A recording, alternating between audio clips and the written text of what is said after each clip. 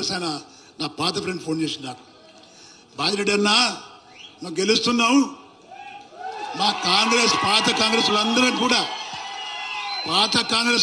కూడా వాడిని ఎప్పుడో బొంద పెడతారన్నా రేవంత్ రెడ్డిని, వాడు ఉండే పరిస్థితి లేదు.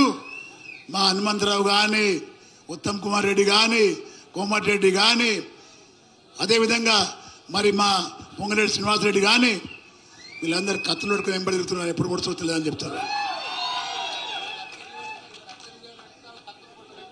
ఈడేమంటాడు, ఒక్కొక్కరిని పేగులు మీద వేస్తా, నువ్వు ఓడిరాను కసాబువా, మేకలు కోసి ఓడివాను, ఒకళ్ళు కోసి చూడాను, పేగులు మీద వేసుకుంటాడు, పేగులు కొన్ని బొంద పెడుతున్నాట, బుల్లెట్ తీస్తున్నాట.